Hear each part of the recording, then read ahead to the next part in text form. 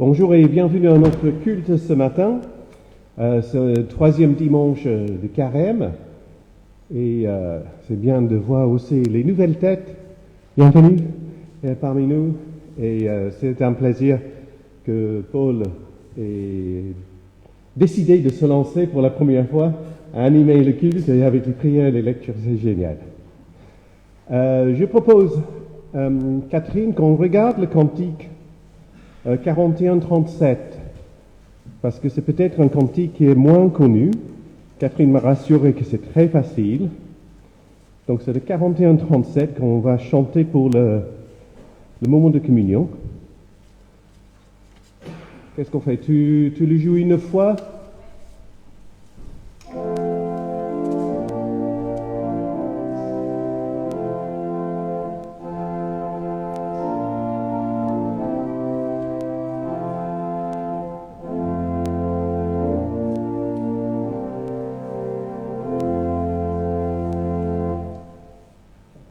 Ok, on va essayer de chanter ensemble.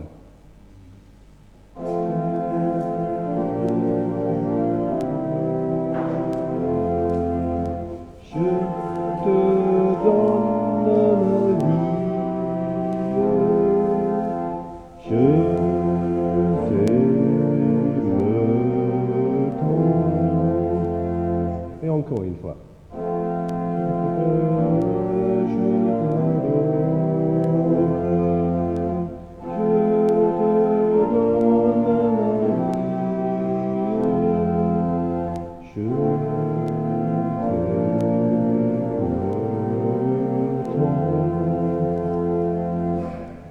C'est pas difficile, hein? On va rester là sans avoir le canon pour la première fois. Très bien, nous nous recueillons.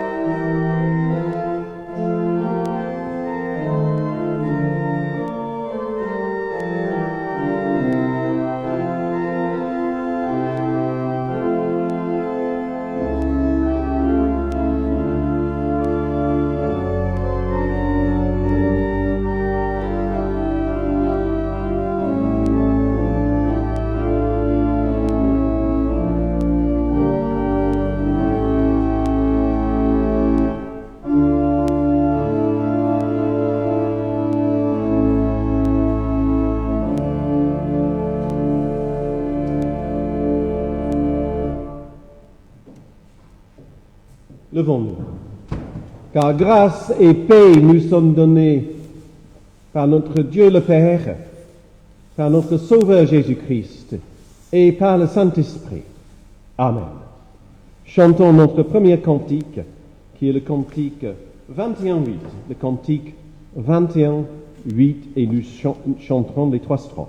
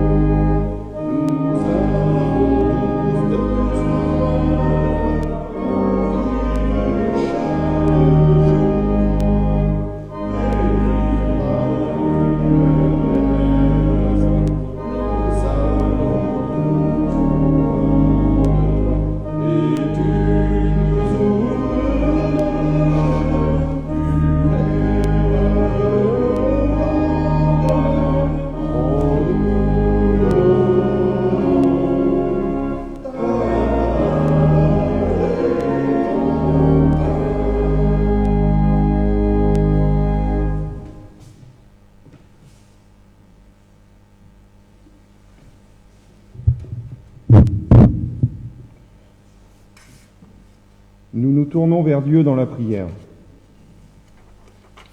Tu es la source de toute bonté et toute compassion vient de toi. Avec une patience infinie, relève-nous quand nous tombons et remets-nous sur ton chemin. Car toi, tu es le chemin, la vérité et la vie. Amen. Et nous chanterons le cantique 41-21. Le cantique 41-21.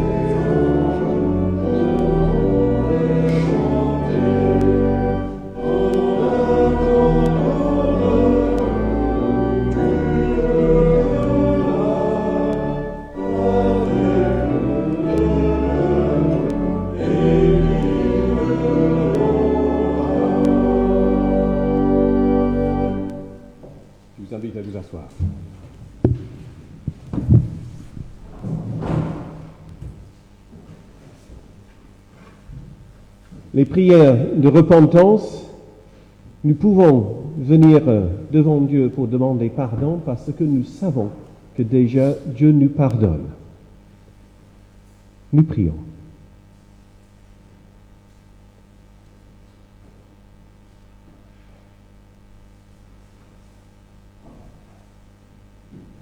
Dans ta grâce et dans ta patience, tu appelles chacun de nous tous les jours de notre vie et plus particulièrement, nous sommes attentifs à ton appel en ce moment dans ce temple. Nous passons en revue notre semaine, les choses que nous avons fait, pas fait, et peut-être que nous aurons dû faire. Tu les connais même mieux que nous-mêmes. Mais à aucun instant, ton amour est mis en question. À aucun instant, ton accueil n'est pas là. Donc cette prière de repentance devient pour nous une prière de louange, car tu nous remets debout pour que nous puissions continuer à te louer. Je vous invite à vous mettre debout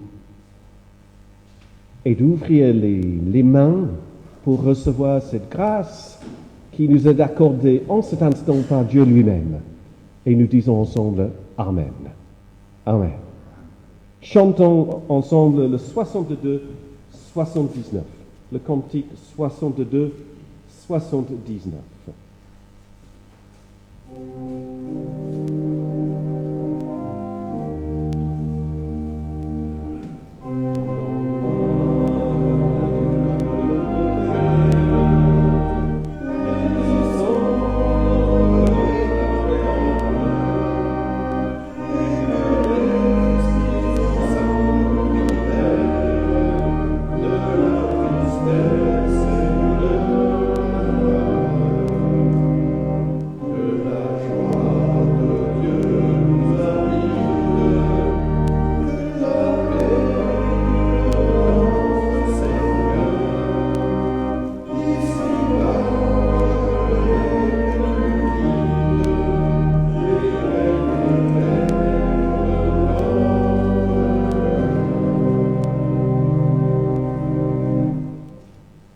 pouvez vous asseoir.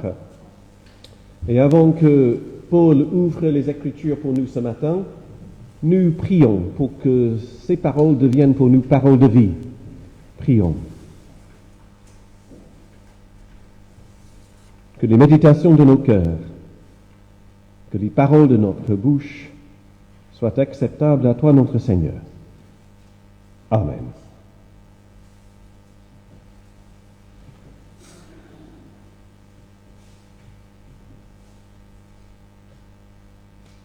Ah pardon, il y a un cantique avant.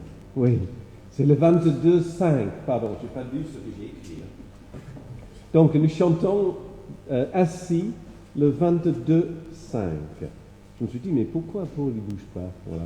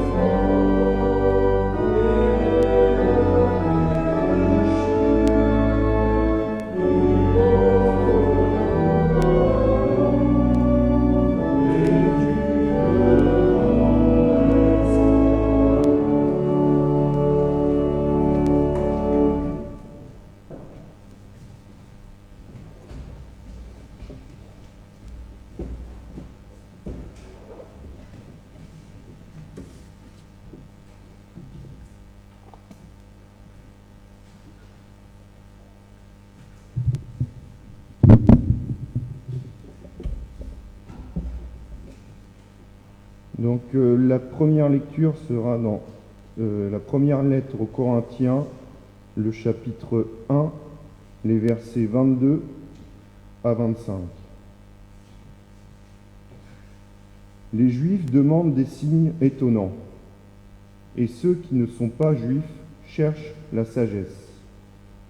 Mais nous annonçons un Messie cloué sur une croix. Les Juifs ne peuvent absolument pas accepter cela, et ceux qui ne sont pas Juifs pensent que c'est une folie. Mais pour ceux que Dieu appelle Juifs et non-Juifs, le Christ est la puissance de Dieu et la sagesse de Dieu. Oui, la folie de Dieu est plus sage que la sagesse des hommes, et la faiblesse de Dieu est plus forte que la force des hommes. Et la deuxième lecture sera dans Jean, chapitre 2, les versets 13 à 25. C'est bientôt la fête juive de la Pâque, et Jésus va à Jérusalem. Dans le temple, il trouve des gens qui vendent des bœufs, des moutons et des colombes. Il trouve aussi des gens qui changent de l'argent. Ils sont installés à leur table. Alors Jésus fait un fouet avec des cordes. Il chasse du temple tous ces gens-là avec les moutons et les bœufs. Il jette par terre les pièces de ceux qui changent l'argent et il renverse leur table. Il dit aux marchands de colombes, « Enlevez cela d'ici. Ne faites pas de la maison de mon Père une maison de commerce. » Les disciples de Jésus se rappellent cette phrase des livres saints. « Seigneur, j'aime beaucoup ta maison, cet amour me brûle comme un feu. »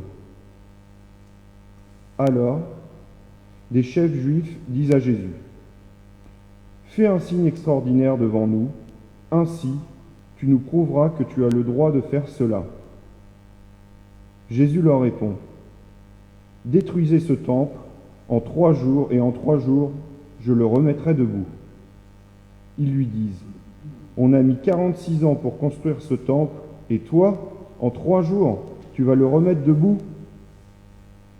Mais quand Jésus parlait du temple, il parlait de son corps. C'est pourquoi, quand Jésus se réveillera du milieu des morts, ses disciples se souviendront qu'il a dit cela.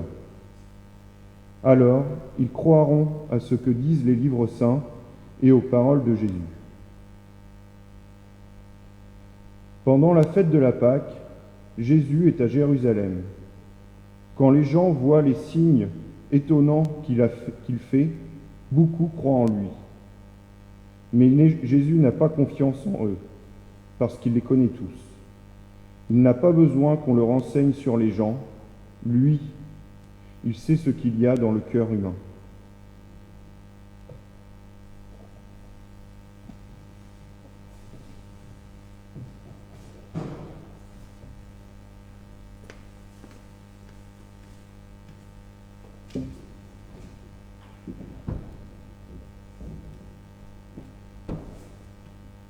Mais quand Jésus parlait du temple, il parlait de son corps. Verset 21. Je vois bien la scène de ce jour-là dans le temple sur le parvis. Tout ce monde qui sont là pour la fête de Pâques chez les Juifs, qui sont venus de pays différents, de régions différentes, ils sont là. Et ils n'ont rien compris de ce geste de Jésus.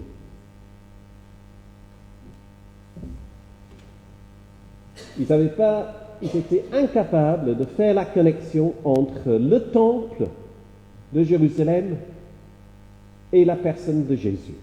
Pourquoi? Pourquoi ils n'ont pas pu entendre les paroles de Jésus? Tout simplement parce qu'ils étaient trop occupés à faire ce qu'ils faisaient quand ils venaient dans le temple de Jérusalem, c'est-à-dire préparer à faire les sacrifices avec les animaux qui sont là disponibles et de changer de l'argent avec les changeurs. Les affaires continuent, ou en anglais, business as usual, n'est-ce pas, Gerald? Ce jour était comme tous les jours dans la vie du temple de Jérusalem, un jour ordinaire dans leur vie. Il y avait des animaux un peu partout, plus pour la fête de la Pâque. Il y avait des changeurs de monnaie parce qu'on ne pouvait pas entrer avec de monnaie sale dans le temple, un lieu pur. Donc seulement la monnaie qui était sur les tables pouvait passer la porte. Pour le monde qui était là, ça faisait quelque chose d'ordinaire. C'était un jour ordinaire de fête, mais un jour ordinaire. Et Jean place ce moment de purification du temple tout au commencement de son évangile, dans le chapitre 2.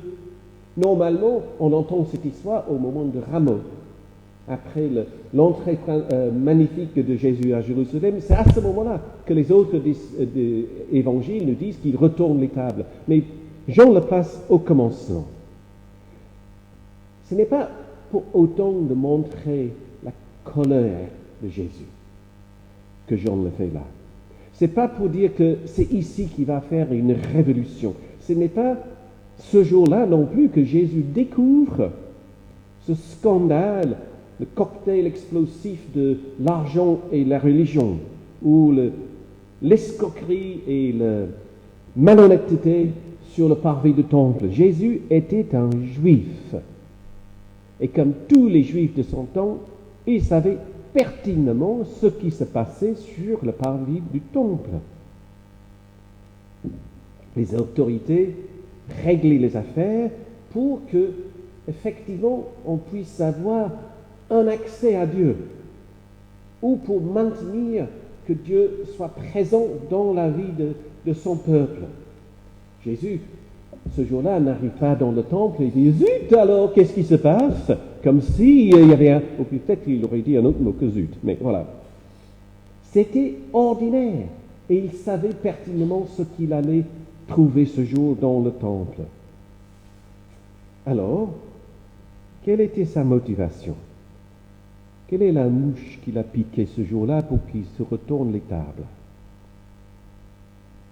Si ce n'était pas pour mettre en cause les choses, parfois, nous avons aussi besoin des tables de nos vies soient renversées et que les animaux qui nous rassurent, toutes ces choses qui nous rassurent, que nous mettons autour de nous, soient mis dehors de temps en temps. Ces moments où on vole en autopilote, voilà, où on ne pense pas, où on est dans le train-train de notre vie, métro, boulot, dodo, où on est content que les choses se déroulent. Nous ne pouvons pas vivre notre vie dans une perpétuelle questionnement, c'est pas possible. Mais là, les choses se déroulent, nos relations, on ne pose pas de questions là-dessus. Notre travail, au moment d'une crise, mais sinon, ça se découle. Notre retraite, ça se découle de jour en jour, nos passions, nos passe-temps. C'est en ce moment-là où nos vies sont un peu plates peut-être, mais au moins, on n'est pas en crise. Nous n'avons pas les problèmes. Le problème, ce n'est pas l'ordinaire de nos vies. Je pense qu'il faut aller un peu plus en profondeur. Comme ces tables, comme ces tas de monnaie, comme ces animaux dans le temple, notre vie ordinaire n'est qu'un symptôme de quelque chose qui se trame à l'intérieur de nous.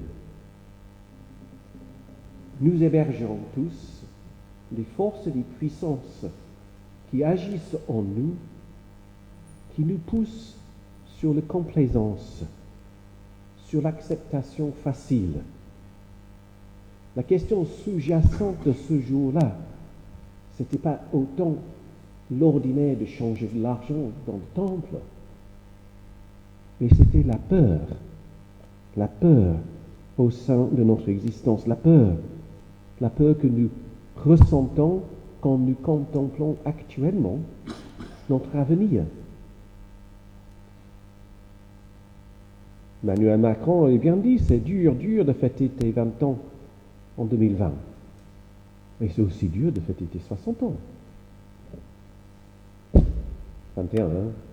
Jean-Marc passe un cap, un peu plus que 20 ans, hein, cette semaine, bravo. Dur de fêter tes 78 ans, tes 80 ans, voilà. Dur d'envisager de faire la fête en 2020-2021, de rassembler amis et familles autour de soi pour marquer le passage. Il ne reste qu'un repas ensemble, d'avoir les petits-enfants, de les voir, les toucher. Je salue actuellement les couples dans notre paroisse qui projettent toujours de faire leur mariage en 2021. Quel courage! On dirait qu'ils sont insensés. Hein? Ils ne savent pas, mais la date est fixée. Élodie et François le 5 juin. Priscille et Anthony le 27 juillet. Jeanne et Daniel le 7 août. Je les salue pour la fidélité et l'engagement qu'ils ont à placer ces dates sans savoir ce qui va se passer dans l'incertitude.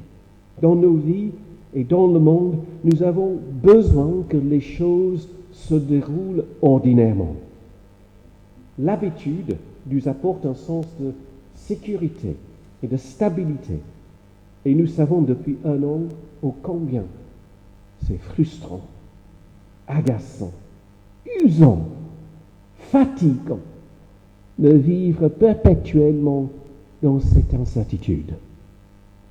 Nous voulons agir, nous voulons programmer, nous voulons prévoir les choses et nous ne savons pas ce qui va se passer. À chaque moment qu'on place une date, il y a une petite question dans la tête. Nous nous disons, et s'il y a un nouveau confinement? Et s'il y a des nouvelles restrictions? Et s'il y a un variant dont les vaccins sont inefficaces? Point de suspension. Nous découvrons depuis un an la nécessité de l'habitude, d'une vie ordinaire. Mais parfois notre besoin d'habitude se transforme en dépendance d'habitude. Le danger, c'est que nous nous laissons berner par ces puissances qui sont action en nous, qui nous poussent à la répétition et à la complaisance. Et nos vies ne sont plus nos vies, mais nos vies appartiennent à une stabilité imaginaire que nous fait mourir petit à petit en nous éloignant de la vitalité au sein de notre vie qui est cet Esprit de Dieu qui habite en nous. Nous avons besoin d'entendre que nos corps sont le temple de Dieu. Et trop souvent, nous oublions ça. J'imagine toutes ces personnes sur le parvis de ce temple ce jour-là. Ils étaient incapables de voir que eux-mêmes, chacun, était un temple de Dieu. Le seul temple qu'ils pouvaient voir avec leurs yeux, c'était ce bâtiment construit par les humains. L'édifice a leur savoir-faire technique, un emporium de leur fierté. Ils avaient oublié que Dieu s'intéresse bien plus à leur vie qu'à leurs offrandes. Et quand nous oublions que nous sommes le temple de Dieu, notre vie peut facilement devenir juste une série de transactions qui maintient notre vie comme ça, qui maintient des tables bien rangées, derrière lesquelles se cache la réalité de nos réactions. L'argent qu'il faut gagner pour organiser notre vie remplace l'appel de Dieu de vivre notre vie. Les animaux que nous considérons nécessaires à notre existence créent une place de marché dans nos vies au lieu d'un espace de rencontre. Et c'est cela, et bien plus que Jésus vient pour renverser dans nos vies, pour que nos vies deviennent ce temple. Et Jean place cette action au commencement du ministère public de Jésus. Jean nous dit déjà que la parole est devenue un homme, en chapitre 1, que l'eau est devenue du vin, en chapitre 2. Et maintenant, à la fin du chapitre 2, il nous dit que le temple est maintenant humain. Cet acte n'est pas un acte isolé dans la vie de Jésus, mais c'est un peu la façon que Jésus entend faire passer son message. Vous vous souvenez de cette femme samaritaine qui rencontre Jésus au bord d'un puits, avec sa vie ratée de relations. les unes après les autres, seules, toutes seules, pour puiser de l'eau. Et Jésus ne voit qu'en elle la source d'eau vivante, abondante pour elle et pour les autres. Et cet homme paralysé, 38 ans, il était amené et posé au bord des eaux pour être guéri. Mais étant paralysé, il ne pouvait pas se jeter dans l'eau. Et chaque jour, quelqu'un d'autre était plus rapide que lui. 38 ans, ses amis l'ont amené. 38 ans, il avait la même place. 38 ans, il était sur le même natte. 38 ans, une vie ordinaire, jusqu'au jour où Jésus se place devant lui et cet homme se met debout. Et je peux continuer. À chaque rencontre, Jésus traverse la ligne ordinaire de nos vies pour entrer dans nos vies, pour renverser ces tables. Lazare, ces 5000 personnes affamées sur la colline, maintes d'autres reprises, Jésus renverse les tables d'habitude et d'ordinaire et de coutume. Et c'est parfois nous qui sommes cette femme au bord d'un puits à midi, tout seul, ou cet homme paralysé qui crie au bord de l'eau, ou Lazare enfermé dans un tombeau. Parfois, nous sommes ces personnes enfermées dans nos vies. Mais peu importe ce que nous avons fait, peu importe ce que nous sommes, peu importe le regard que nous posons sur nous-mêmes, aux yeux de Jésus, nous sommes le temple de Dieu. Quelque chose, hein? Et dans nos vies, il y a celui qui est là pour renverser ce qui nous empêche de vivre. Ce n'est pas un coup de nettoyage de printemps. Hein? Ce n'est pas ce que nous devons faire ou ne pas faire qui est important. C'est dans la rencontre avec lui que les tables se sont renversées. C'est dans la rencontre avec lui qu'un chemin s'ouvre vers la réalisation de qui nous sommes déjà, le temple de Dieu. Jésus, ne nous transforme pas en quelqu'un que nous ne sommes pas. Jésus ne nous transforme pas en quelqu'un que nous ne sommes pas. Jésus nous rappelle ce que nous pouvons devenir et c'est ce que nous sommes déjà depuis toujours.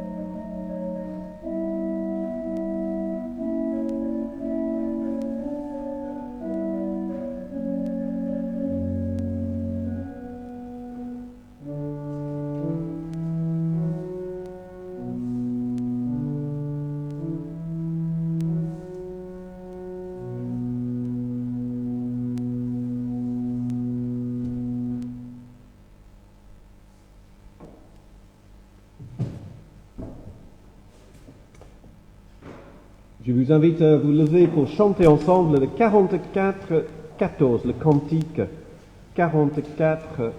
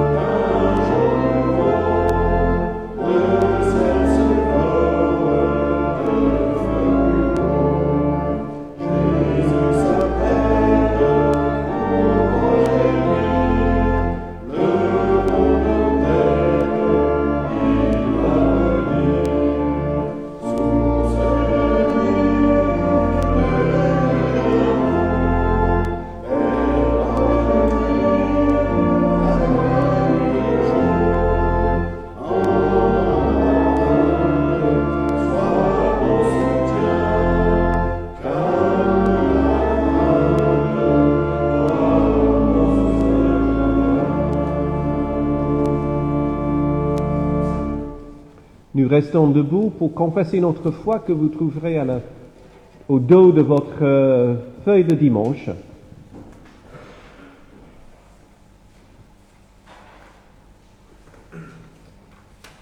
Donc sur la dernière page de notre feuille de dimanche.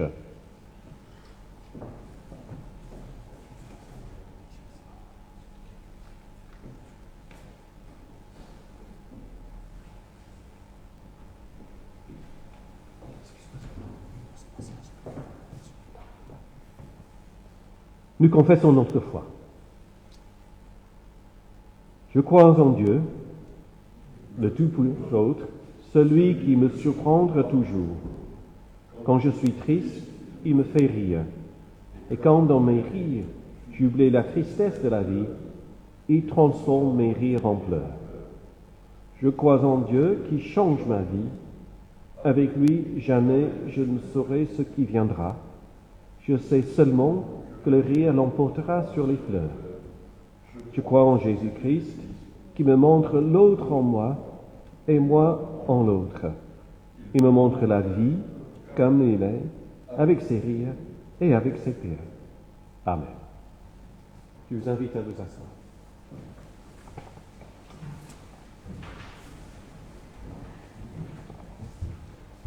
Les annonces sont sur la feuille que vous avez pour aujourd'hui. Une annonce qui n'est pas là parce que c'était arrivé trop tard.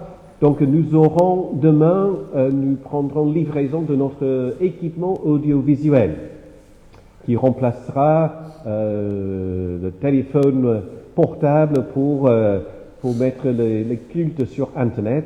Et donc on va l'installer lundi matin, ici dans le temple, à peu près là où tu es, je pense, Alain. Et donc, il y a 18 personnes qui se sont engagées pour faire le travail de Jean-Marc, donc c'est-à-dire de filmer le culte dimanche après dimanche, ce qui représente l'engagement de peut-être 2 dimanches dans l'année. Et donc je lance les 2 samedis de formation, donc le samedi prochain et le samedi après à 11 heures pour faire un temps de formation sur cet équipement audiovisuel qui nous permettra d'avoir une image et surtout un son plus adéquat dans nos transmissions de culte. Voilà, donc si vous voulez être le 19e personne sur la liste, n'hésitez pas à me dire en sortant du temple parce que je serai ravi et les autres seront aussi parce que ça fait moins de dimanches à faire. Voilà. Est-ce qu'il y a d'autres annonces nouvelles? Voilà, je vois que tout le monde plonge dans le sac à dos, donc c'est le signe, le symbole, n'est-ce pas, Anne-Laure, tu vois, qu'on avait, le symbole que quelque chose va se passer, c'est l'offrande. C'est l'offrande, notre offrande dans la joie et dans la reconnaissance.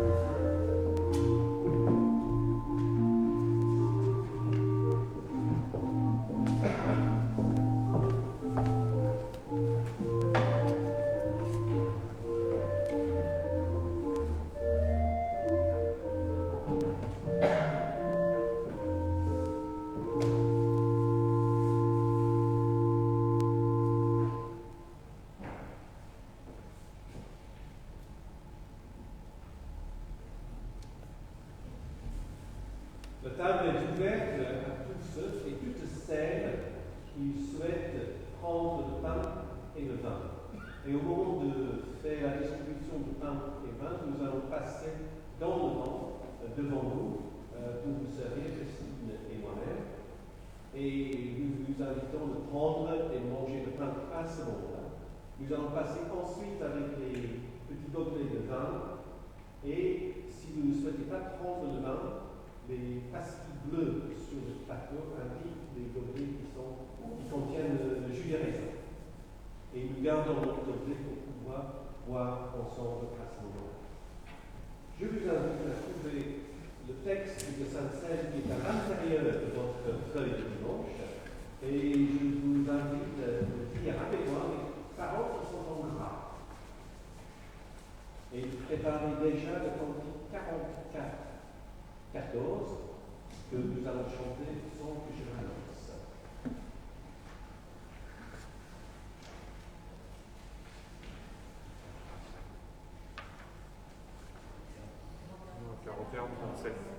J'ai dit 14.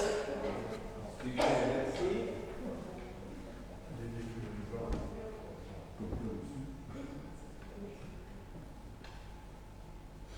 Non, 41, 37, oui, pardon.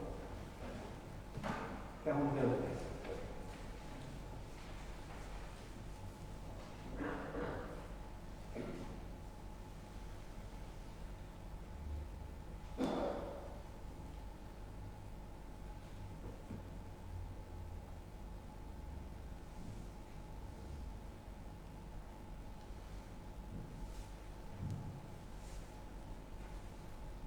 Père, au moment de nous approcher de cette table, nous te rendons grâce, car avant la création du monde, avant même de notre naissance, tu nous aimes.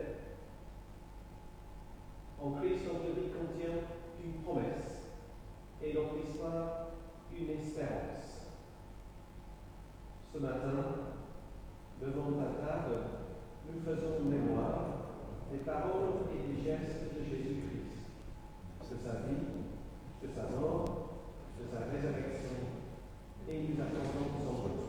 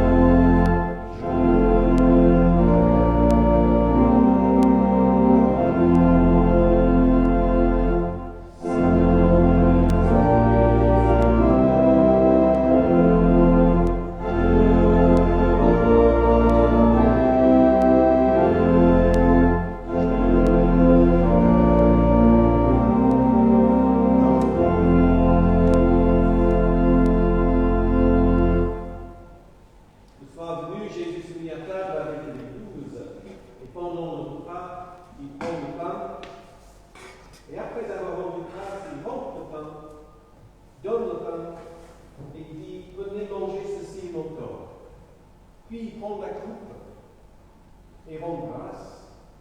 Il la leur donne en disant: buvez-en tous, car ceci est mon sang, le sang de la nouvelle alliance qui est répandu pour beaucoup, pour la rémission des péchés.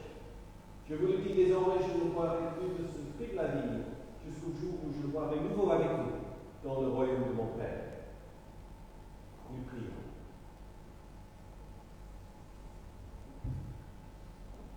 Esprit Saint, sois des nôtres, entre dans cet espace et en cette communion. Sois le vent pour le pain et serre pour ce pain. Ce que tu as fait le matin de Pâques en ressuscitant Jésus-Christ, fais-le encore aujourd'hui, ici dans ce temple. Donne ta vie à ce pain et à ce vin, qui soit pour nous encore glorieux, pour que notre présent embrasse ton éternité. Amen.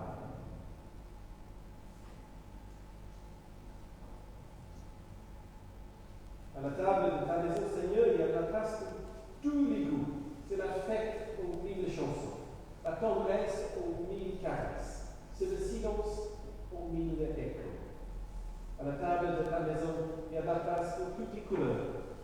C'est toi qui déploies l'arc-en-ciel de ton Église des confins aux confins de la terre. À la table de ta maison, il y a de la place pour tous les horizons. Nous pensons venir chez toi, et déjà tu couvres nous. Tu nous ouvres large les bras pour nous accueillir. À la table de ta maison, il y a ma place à moi. Et nous disons: Notre Père qui es aux cieux, que ton nom soit sanctifié, que ton règne vienne, que ta volonté soit faite sur la terre comme au ciel. Donne-nous aujourd'hui notre pain de ce jour. Pardonne-nous nos offenses, comme nous pardonnons aussi à ceux qui nous ont offensés. Ne nous laisse pas entrer en tentation, mais délivre-nous du mal, car c'est à toi qui appartiennent le règne, la puissance et la gloire, pour les siècles et les siècles. Amen.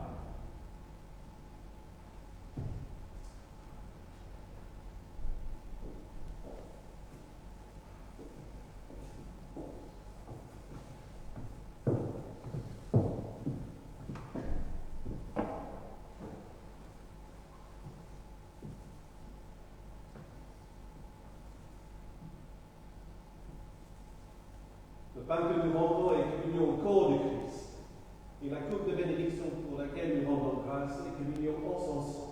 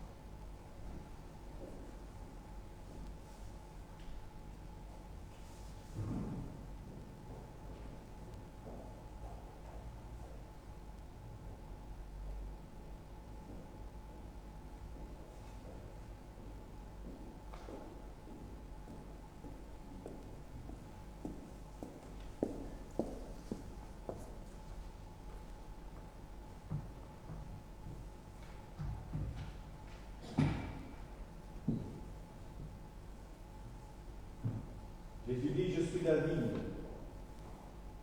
Vous qui êtes attachés à moi, vous portez beaucoup de fruits.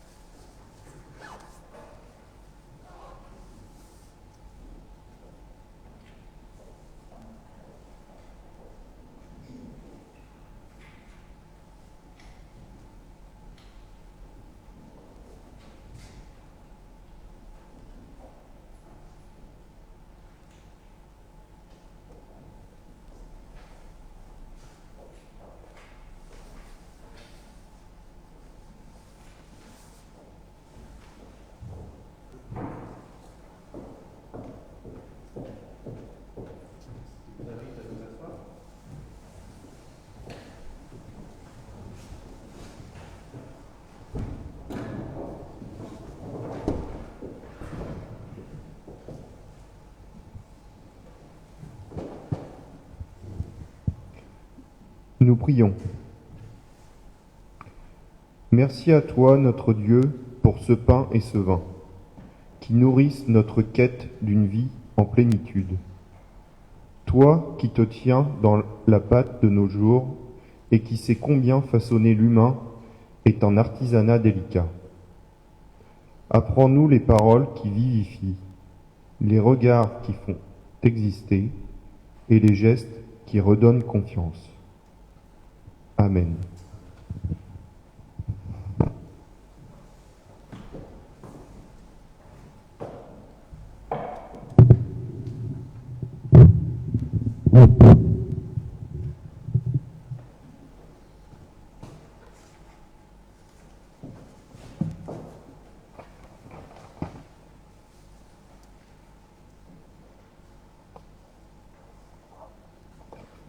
J'invite Paul pour les prières d'intercession.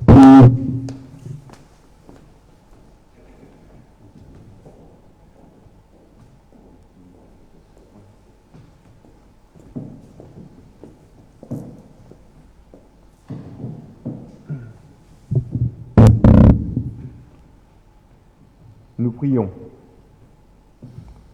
Toi, notre Dieu, tu nous as donné des mains pour serrer d'autres mains, et non pour les fermer en poings violents. Les mains ouvertes comme une offrande, comme une prière de demande et de merci. Les mains qui bénissent, les mains ridées, abîmées, qui reçoivent le pain de vie. Toi, Jésus, avec tes mains, tu as relevé le pauvre, l'exclu, tu as partagé le pain, tu as porté ta croix. Toi, Jésus, avec tes mains, tu as fait passer Thomas du doute à la foi. Tes mains de ressuscité nous invitent à espérer, à nous prendre en main, à ne pas baisser les bras devant la mort et l'isolement. Toi, notre Dieu, apprends-nous à mieux partager, parce que nos mains sont telles que nous les utilisons. Elles sont le prolongement de notre cœur, elles disent notre façon d'aimer, elles deviennent ainsi tes mains, celles qui donnent la vie. Amen.